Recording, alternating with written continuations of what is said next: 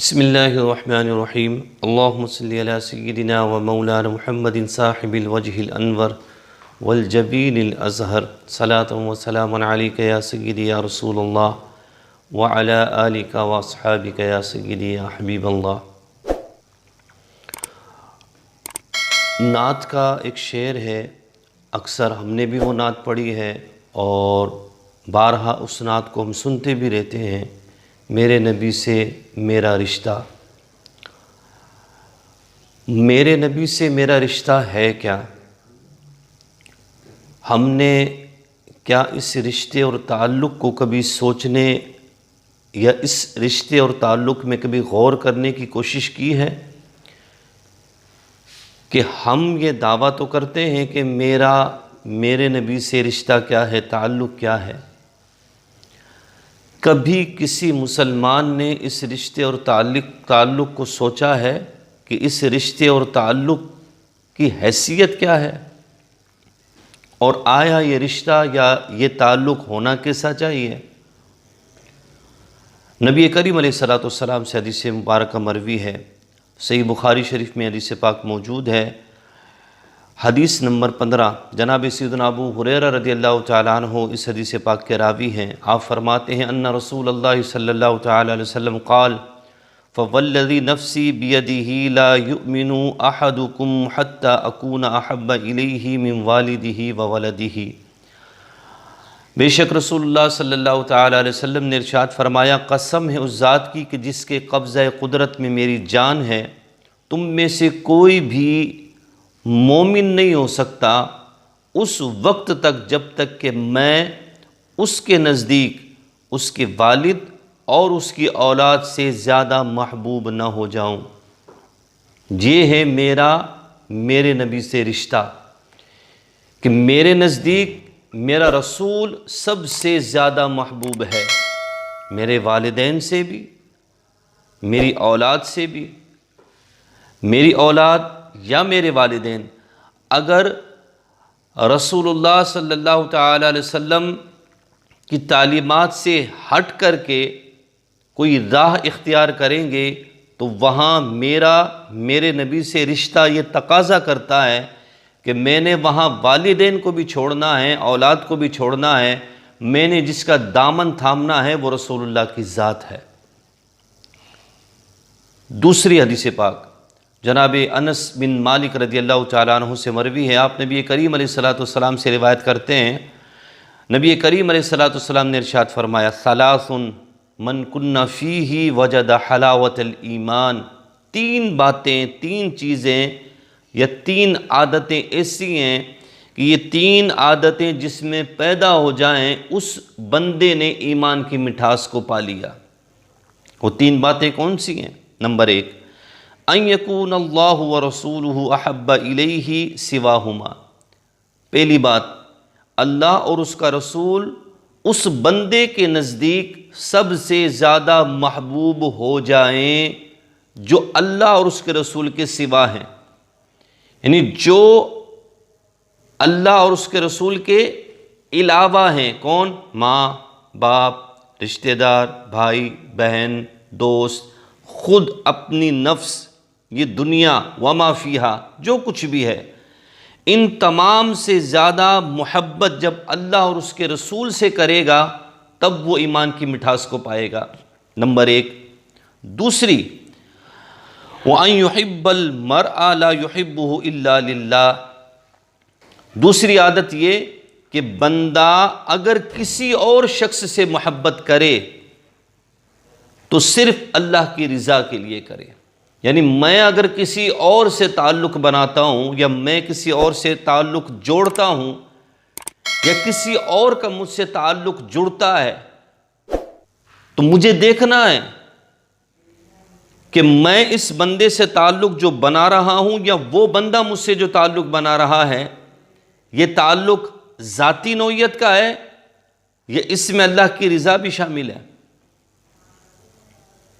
Number 3، وَأَن يَكْرَهَ أَن يَعُودَ فِي الْكُفْرِ كَمَا يَكْرَهُ أَن يُقْذَفَ فِي النَّارِ۔ کفر میں لوٹنے کو اس قدر برا جانے کہ جس قدر آگ میں ڈالے جانے کو سمجھتا ہے۔ اگر کسی کو اٹھا کر کے آگ میں ڈال دیا جائے تو کیا اچھا سمجھے گا؟ کسی بندے کو کہا جائے کہ میں آپ کو اٹھا کر کے آگ میں ڈال رہا ہوں، تو اگلا بندہ کہ محبت کرے گا یا اس بات کو پسند کرے گا کہ اسے اٹھا کر کے آگ میں ڈال دیا جائے؟ ہرگز نہیں۔ تو حضور فرماتے ہیں کفر میں لوٹنے، کفر کی طرف لوٹنے کو بھی بندہ ایسا ہی برا جانے۔ یہ احادیث طیبہ ہر مسلمان کے لیے ایک نصاب کی حیثیت رکھتی ہیں۔ ہم جب کہتے ہیں کہ ہم مسلمان ہیں تو ہمارا یہ دعویٰ اور ہمارا یہ قول کہ ہم مسلم ہیں، کیا یہ ہمارا قول رسمی ہے؟ ہم نے دین اسلام کو رسماً قبول کیا ہے؟ کیا ہم رسمی طور پر مسلمان ہوئے کہ کلمہ پڑھ لیا اور مسلمان ہو گئے، یا موروثی اعتبار سے ہم مسلمان ہیں کہ میرے ماں باپ دادا بہن بھائی سب مسلمان ہیں اس لیے چلو میں بھی اسلام قبول کر لیتا ہوں؟ ہمارا تعلق، جب ہم کہتے ہیں کہ ہم مسلمان ہیں تو ہمارا تعلق دین اسلام سے اور اس ذات سے کہ جس نے ہمیں یہ دین دیا ہے، یعنی رسول اللہ صلی اللہ تعالی علیہ وسلم کی ذات اطہر سے۔ کیا رسمی ہے یا موروثی ہے یا عقلی ہے، یا ہم نے اپنے دماغ سے سوچ کر کے ایک تعلق جوڑ لیا؟ تو جو دماغ کو ٹھیک لگتا ہے، جو عقل کو ٹھیک لگتا ہے، اسی حد تک ہم اس تعلق کو قائم رکھتے ہیں۔ جہاں ہماری عقل نے، ہمارے دماغ نے اس تعلق کی مخالفت کی، وہاں ہم اس تعلق کو توڑ دیتے ہیں۔ ان دونوں احادیث طیبہ پر ہر مسلمان کو غور کرنا چاہیے کہ میرے نبی سے رشتہ ایسا ہونا چاہیے کہ جیسا اللہ کے نبی نے ارشاد فرمایا ہے۔ رسول اللہ صلی اللہ تعالی علیہ وسلم کی ذات اطہر جب تک ہمارے دلوں میں محبوبیت کے درجے پر فائز نہیں ہو جاتی، ایمان تو دور کی بات ہے، ایمان کی مٹھاس کو بھی ہم پا نہیں سکتے۔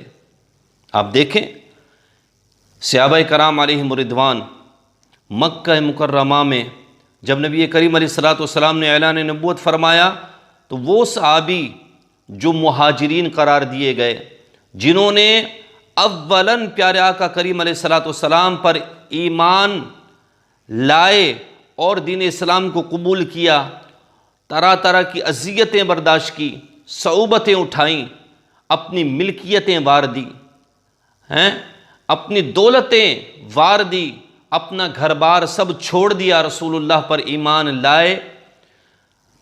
کئی تکلیفیں صحابہ کرام کو اٹھانی پڑی، تو کیا کسی صحابی نے انحراف کیا کہ بھائی دین اسلام کی طرف ہم آ رہے ہیں، ہم تو مسلمان ہو کر کے نعوذ باللہ پھنس گئے، ہمارے دوست ہمارے دشمن بن گئے، گھر والے ہمارے دشمن بن گئے، ہماری ملکیتیں ہم سے چھین لی گئیں، ہمارے کاروبار ختم ہو گئے ہیں، جو محلات میں زندگی گزارتے تھے اب چٹائیوں پر اور پتھروں پر اور زمین پر سونے کی نوبت آ گئی، ہمارے گھروں سے چھت چھن گئی۔